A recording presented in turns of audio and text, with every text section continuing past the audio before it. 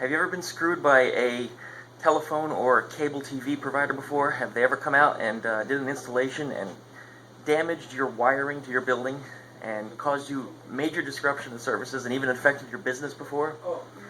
Let me wind you back a little bit.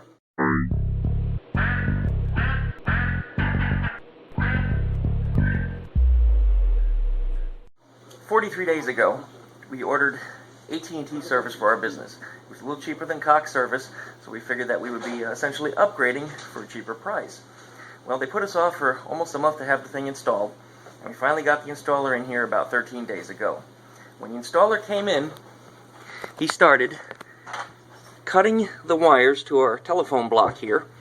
He started tearing things all apart. Things like this here are supposed to be hooked up. They go to my telephone system that you see up here. All of my modems are knocked over. All of my adapters that were over here are just unplugged and thrown around. Portions of my network are now rewired and hardwired through here. Somehow what he did with the block, I don't know the way this was configured before, but before it worked. So whatever he's done, he modified inside the building. Should not have ever been modified.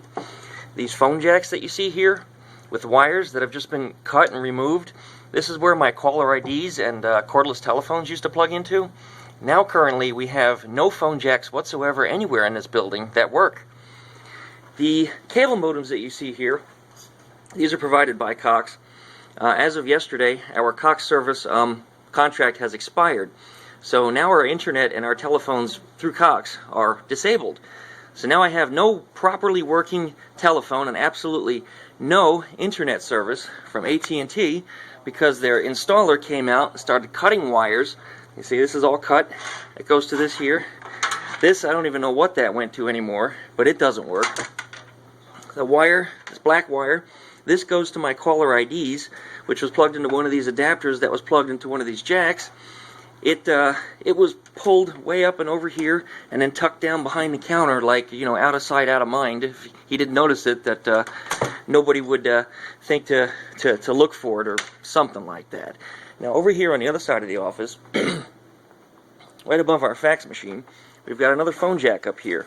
Now this is way down the other end, and this is where he intended us to plug in our DSL. There's no computers over here. There's no computers over here. There's no network over here. That made absolutely no sense. And to top it off, that jack doesn't work anyway. So what use is that? So effectively, our line 1 is ringing. Our line 2 does not roll over from line 1 when line 1 is busy. We have absolutely no internet services, which kills all of my web servers, all of my email that I'm hosting, all of my websites for all of my customers down. So effectively, I'm unemployed. And until AT&T does something about this, I have no work.